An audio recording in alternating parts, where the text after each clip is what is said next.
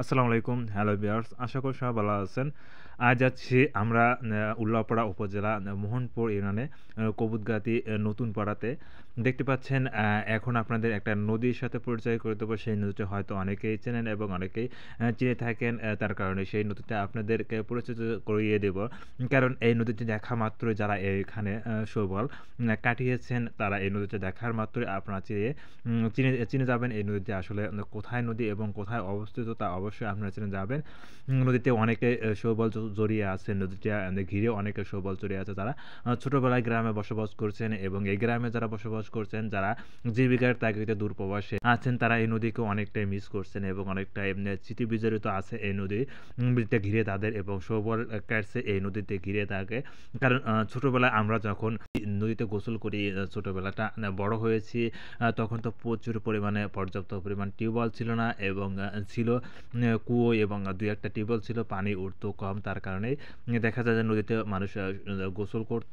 গোসল করতে আমরা দেখা যাচ্ছে ১-১.৫ ঘন্টা, ২ ঘন্টা, ৩ ঘন্টা একটানা গোসল করতাম। অনেকটা মজা এবং বিশেষ করে গরমের দিনে আমরা প্রচুর পরিমাণে নদীতে গোসল করতাম। এখনও নদীতে গোসল করলে অনেক টাইম গোসল করলে, বিশেষ করে বর্ষার দিনে আবার প্রচুর পরিমাণে গোসল করা হয়।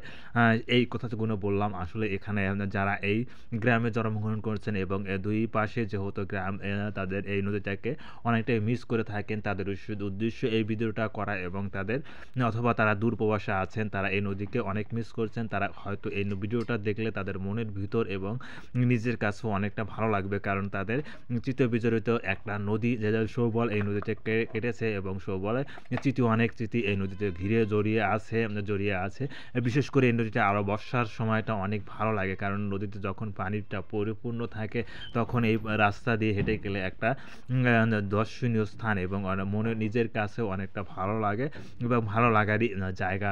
যেহেতু আপনার রাস্তার পাশ দিয়ে নদীটা বয়ে গেছে এবং মাঝে মধ্যে আমি এখনও দেখতে পাই, মাঝে মধ্যে দেখা যায় যে নৌকা চলাচল করে নদীতে এবং এখনও যে পরিমাণ পানি আছে সেই পানিতে নৌকা চলাচল করে। এবং বিশেষ করে এখন যেহেতু ক্ষীরার মৌসুম এবং ক্ষীরা সকালবেলা হলে দেখা যায় যে একটার পরে একটা নৌকা, মানে কিছুক্ষণ পরে আরেকটা নৌকা এরকম দেখা যাচ্ছে। যখন আসে তখন দেখা যায় ৪-৫টা একসাথে করে নৌকা আসে এবং ক্ষীরে বোঝাই করে এবং মোহনপুর আসে। মোহনপুর থেকে ক্ষীরের আড়তে গিয়ে সেখানে ক্ষীরা বিক্রি করে এই নদীতে হওয়ার কারণে এবং এই নদীতে নৌকা চলাচল করার কারণে হয়তো এই কৃষক ভাইদের অনেকটাই সুবিধা হয়েছে এবং অনেকটাই তারা সাশ্রয়ে এখানে সব কিছুই বহন করতে পারছেন। যাই হোক, ভিডিওটা কেমন লাগলো অবশ্যই কমেন্ট বক্সে জানিয়ে দেবেন।